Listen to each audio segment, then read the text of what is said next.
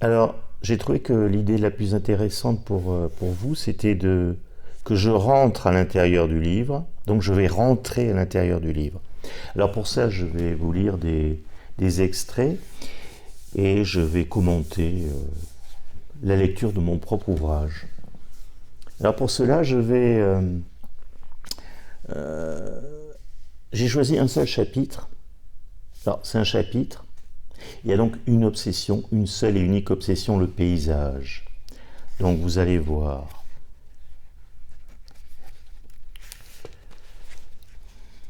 Bon, je mets mes lunettes. Voilà.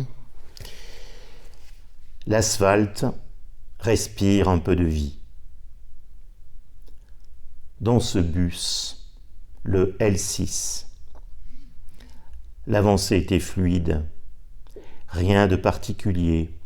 Les heures bourdons, c'est ainsi que j'appelle les vagues de moteur qu'imprègne la ville 2 fois par jour entre les calmes, les semblants de calme du reste de la journée. Le bus L6 est une ligne froide. J'arrive à la représenter, je regarde les vitres du bus et le cinéma que j'y vois est un paysage ogre qui n'a que faire de ses habitants. Le paysage domine. Les immeubles se prélassent. Ils n'ont que faire des habitants. L'ogre, la rue, est une mise à nu où la beauté n'est pas celle des hommes. C'est une beauté toute particulière, celle d'une architecture nauséabonde. Comme un brouillard pénétrant, les vitres du bus laissent passer cette atmosphère qui n'est pas celle des hommes. Chaque voyageur de la ligne est touché, comme si l'ogre avait sa main sur notre épaule. Chaque voyageur avait sa main sur son épaule. Le bus L6 n'avait pas de femme poussette, un encombrement en moins. Nous pouvions poser nos regards à volonté à l'intérieur du bus. Sur une barre chromée, une couleur, le sol et sa crasse qui nous chante la pluie, la boue, l'air sec. Sa petite histoire à chaque seconde, à tout instant. Aucune gêne. La rencontre des regards fuyants était aisée dans ce bus, à cette heure. L'espace libre évitait les rencontres entre les humains. Idéal dans cette poisse intérieure imprégnée de l'ogre et de son paysage chaotique, je le redis, où l'homme doit courber son bonheur, juste être de passage. L'homme, la femme du quartier, ils ne doivent pas se sentir bien dans ce paysage urbain. J'étais dans ce paysage, chez l'ogre, avec les autres.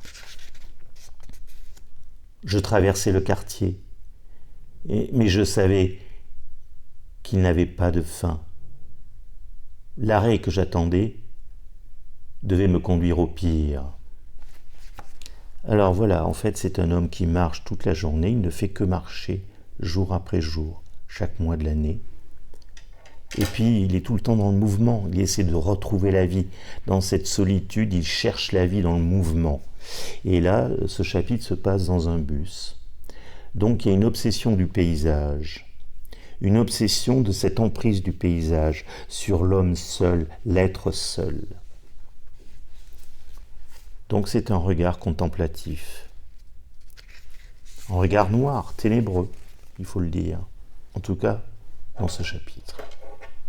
Je continue, je vais vous lire un autre extrait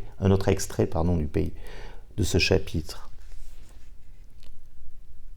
Que des fantômes, que des bâtiments fermés, condamné, je marche encore.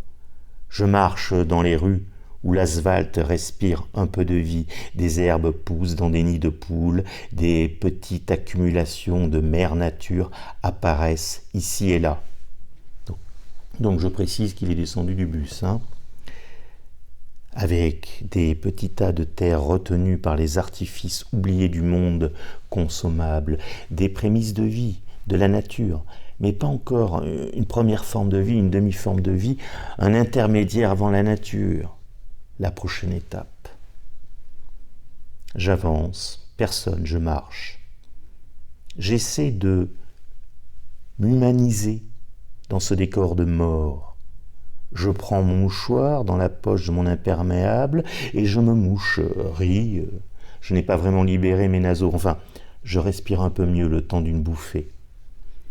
Je me libère un peu de ce monstre. Ce paysage façonné par l'ogre répand son air vicié parce que sans odeur, juste une vapeur agréable d'essence caresse mes narines une fois ou deux. Nous sommes habitués tous aujourd'hui. Je crois que je me rapproche de mon objectif. Je marche. Je veux dire, mon rendez-vous, j'essaie encore de mettre de l'être dans cette matinée. La bâtisse est là, en face de moi.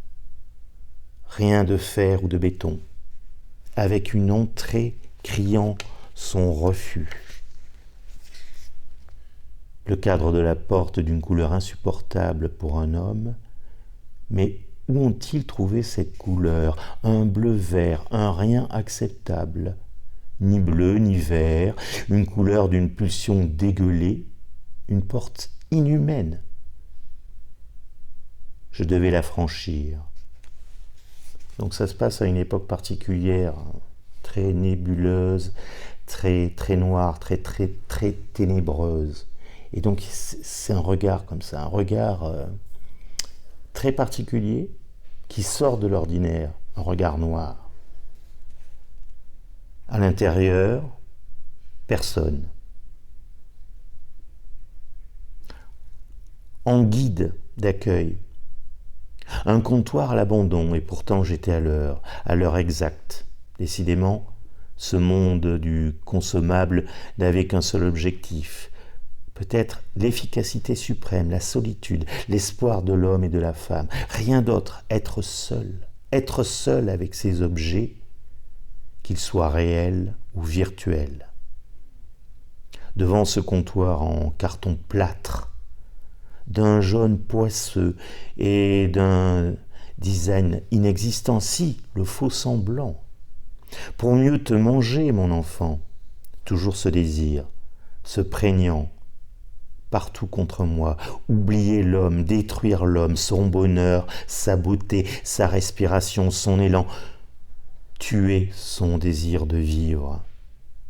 Juste une vie possible. Je forge tes gestes, ton temps, je le possède, ton temps, c'est d'avoir une envie d'acheter, être un être dû, aller vers l'objet acheté.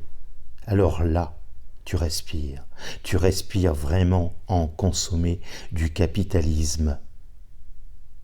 Je ne vis personne. Donc voilà, c'est une réflexion d'un homme qui déambule toute la journée. Il marche, il déambule, il se déplace d'un point à l'autre dans une mégapole. Et donc il est confronté à cette solitude, à ce paysage architectural. Et là, donc dans ce chapitre, cette obsession-là, ce paysage-là, dans un quartier particulier, un rendez-vous raté, voilà, il raconte, il contemple. Un dernier extrait de ce chapitre. J'essaie de ne pas regarder ce paysage mangeur de consommateurs. C'est difficile.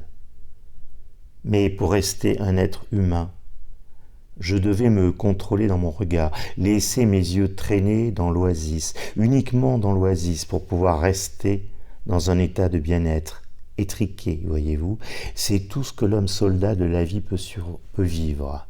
Un bien-être juste pour soi, aucune liberté sans limite au gré du vent et d'un paysage qui se donnerait à nos yeux. Non, certainement pas.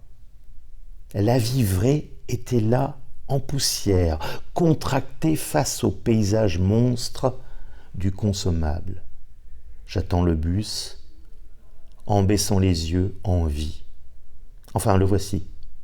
L'autobus s'arrête juste à mon niveau, avec la porte vitrée du bus, côté chauffeur, l'entrée habituelle, dans un autocar. Et là, ce fut le miracle. Ce fut le miracle. Je ne vois que cela, rien que cela. C'est étrange comme impression, mais elle est juste, presque une aura contemporaine, un éblouissement dans cette vie artificielle où nous décrochons de la nature, l'achat-monde si imprégné en nous. Nous devons faire des efforts toujours pour attraper la terre glaise, le symbole d'un réel qui se cache. Je le vois bien, son visage, ses mains sur le volant. Il était presque si net qu'il s'imposait. Je ne vois rien d'autre, enfin, un visage, en face de moi, un homme qui respire. La planète bleue était l'abri de l'homme. Je pris une grande respiration de bonheur. Un instant miracle.